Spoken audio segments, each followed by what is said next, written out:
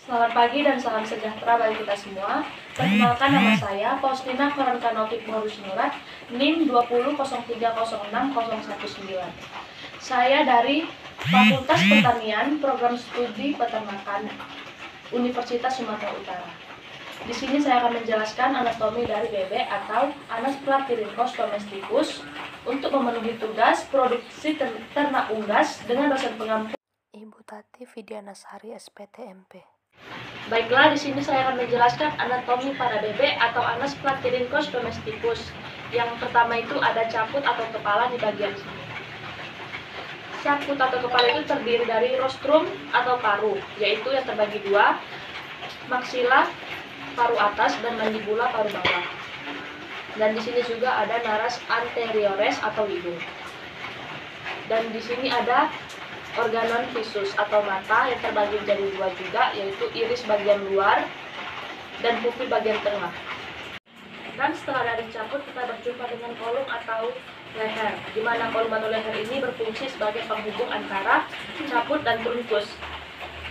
Dan di sini itu ada trunkus atau badan di bagian sini, dan di bagian sini terdapat ekor atau caudal.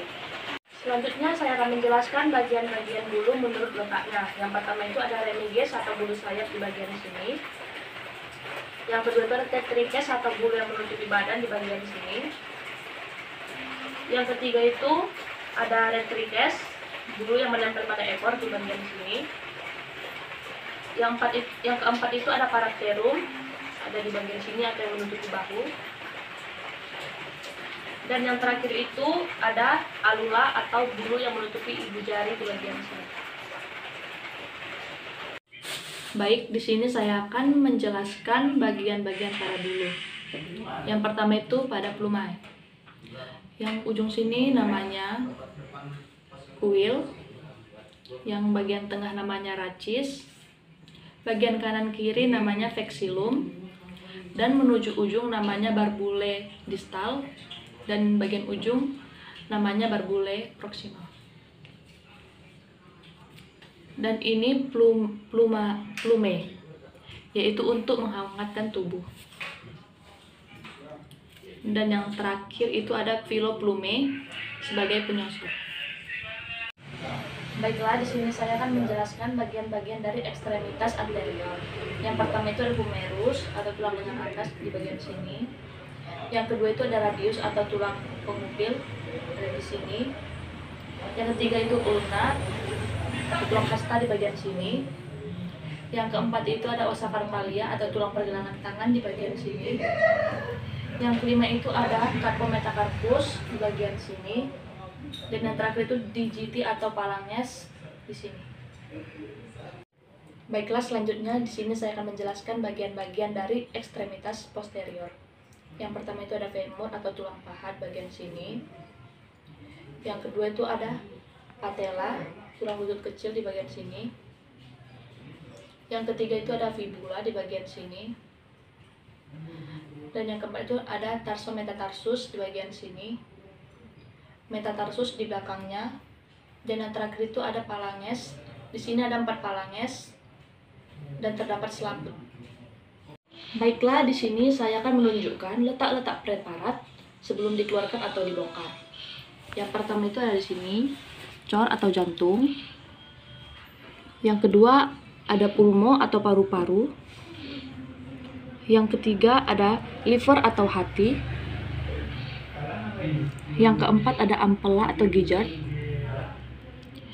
Yang kelima itu ada lemak abdominal di bagian sini. Dan di sini ada intestinum atau usus. Dan di bagian dalam ini terdapat vesika velea atau kantung empedu. Baiklah, di sini saya akan menjelaskan proses digestoria atau proses pencernaan, di mana yang dimulai itu dari mulut atau oris. Mulut atau oris itu merupakan pintu masuk makanan ke dalam sistem pencernaan. Di dalam oris tersebut mengandung enzim amilase yang berfungsi mengurai karbohidrat menjadi glukosa dan juga dapat langsung mengubah karbohidrat menjadi maltosa. Dan selanjutnya itu di bagian dalam ini juga terdapat glandula saliva, tapi kita tidak bisa melihatnya secara langsung. Dan kita bisa melihatnya jika menggunakan mikroskop. Dan selanjutnya itu faring. Faring itu memiliki percabangan, laring, dan esofagus. Di sini dapat kita lihat laring itu berbentuk seperti cincin, sedangkan esofagus itu mulus. Esofagus sendiri memiliki fungsi sebagai pengangkut makanan dan cairan dari faring menuju ventriculus. Dan setelah itu kita berjumpa dengan tembolo atau crop. Dapat kita lihat di bagian sini, yaitu saluran yang menghubungkan crop dengan gizzard. Yang pertama sekali kita temukan adalah cavum abdominis atau juga disebut praventriculus. Dan setelah itu kita masuk ke ventriculus. Ventriculus itu terletak sebelum gizzard karena pada ventriculus terdapat banyak enzim. Lalu disalurkan menuju gizzard, di mana gizzard tersebut memiliki fungsi untuk menggiling makanan atau menghaluskan, dan gizzard tersebut juga dibantu oleh kulit untuk menghaluskan makanan tersebut. Setelah dari gizzard, kita lanjut pada intestinum. Di bagian sini dapat kita lihat intestinum. Intestinum itu terbagi menjadi dua. Yang pertama itu intestinum tenue atau usus halus, dan yang kedua itu intestinum crassum atau usus besar. Yang pertama itu ada intestinum tenue di bagian sini sampai sini. Intestinum tenue itu berfungsi menyerap sari-sari makanan. Di intestinum tenue ini terdapat berbagai macam enzim. Salah satunya enzim lipase yang berfungsi memecah lemak. Lalu di intestinum tersebut juga terdapat pankreas di bagian sini. Pankreas juga menghasilkan enzim, di mana fungsinya itu untuk memecah protein dan gula. Intestinum tenue itu terbagi menjadi tiga. Yang pertama itu duodenum, yang kedua itu jejunum, dan yang ketiga itu ada ileum. Yang pertama itu duodenum di bagian sini yang berfungsi untuk memecah makanan, dan jejunum itu di bagian sini sampai ujung sini berfungsi untuk menyerap gula, asam amino, dan asam lemak. Setelah dicerna akan bergerak menuju ileum, di sini, dan ileum tersebut berfungsi untuk menyerap makanan. Dan selanjutnya kita berjumpa dengan seka di bagian sini yang berwarna hijau. Seka tersebut terdiri atas dua dan terletak di antara usus halus dan usus besar. Apabila terdiri hanya satu, itu disebut dengan sekum. Dan seka ini berfungsi mencerna serat kasar atau bahan lainnya yang tidak dicerna sebelumnya. Setelah dari seka, kita lanjut ke rektum atau usus besar. Usus besar atau rektum merupakan perpanjangan dari usus halus, terdapat pada bagian akhir usus halus, dan ini juga untuk mengantarkan sisa-sisa makanan untuk dibuang ke kloaka. Dan bagian akhir itu kloaka, dapat di bagian sini. Kloaka merupakan akhir saluran pencernaan, disebut juga muara tiga saluran, yaitu pembuangan hasil pencernaan dan metabolisme serta Saluran reproduksi. Baiklah, di sini saya sudah membelah gizzard atau ampela. Di sini kita lihat gizzard atau ampela itu berbentuk seperti oval. Dan gizzard atau ampela ini terletak di antara proventriculus atau batas atas usus yang sering disebut dengan duodenum. Gizzard atau ampela adalah organ tubuh unggas yang berfungsi memecah atau melumatkan pakan secara mekanik melalui dinding ototnya yang kuat dan mukosa di dalam ini atau selaput lendirnya yang tebal. Dan di dalam gizzard ini juga terdapat grid atau kerikil-kerikil kecil seperti yang kita lihat di sini, ada kerikil-kerikil kecil. Kerikil-kerikil kecil ini sering disebut dengan grit, yaitu yang berfungsi untuk membantu pijat dalam menghaluskan makanan. Baik, selanjutnya saya akan menjelaskan proses pada traktus respiratorius, yang mana di awal itu dimulai dari lubang hidung atau nares anteriores. Nares anteriores itu terbagi menjadi dua bagian, yaitu lubang hidung bagian luar atau nares externus dan lubang hidung bagian dalam atau nares internus. Dan setelah itu, nares ini berfungsi sebagai alat masuknya udara. Dan selanjutnya kita turun ke capum oris atau rongga mulut di bagian sini.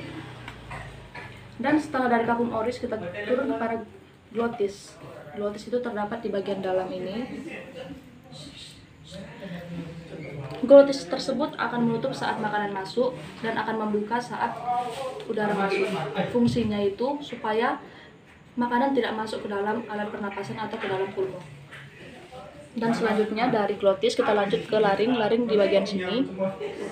Laring ini berfungsi sebagai alat penghubung antara rongga mulut dan trakea. Setelah dari laring kita turun berjumpa dengan trakea. Trakea tersebut berfungsi sebagai alat penghubung antara laring dan siring. Di bagian sini terdapat siring.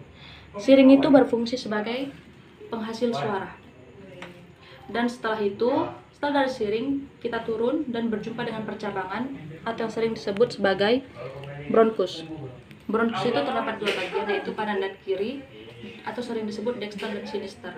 Fungsinya itu sebagai alat pengantar masuknya udara dari pernafasan atas menuju paru-paru atau sebaliknya dari paru-paru menuju luar.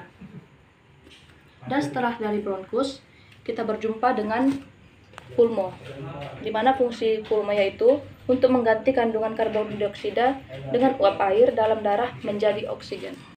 Baiklah, di sini saya akan menjelaskan sistem reproduksi. Sistem reproduksi itu terbagi menjadi dua, primer dan sekunder. Primer itu ovarium dan sekunder itu ovidum.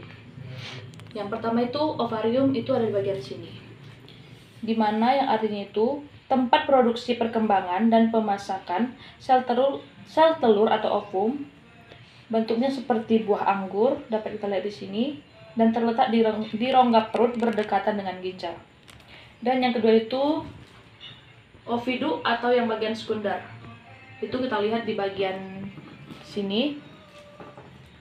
Merupakan serangkaian saluran yang panjang dalam reproduksi yang fungsinya itu untuk menghubungkan ovarium dengan vagina. Dan ovidu itu sendiri terbagi menjadi 6. Yang pertama itu ada di bagian sini, yaitu infundibulum, yaitu sebagai fertilisasi atau tempat pembuahan. Lalu setelah dari sini kita masuk ke magnum sampai ujung sini. Magnum itu berfungsi sebagai mengsekres albumen atau putih telur serta terjadi pembentukan kaljae.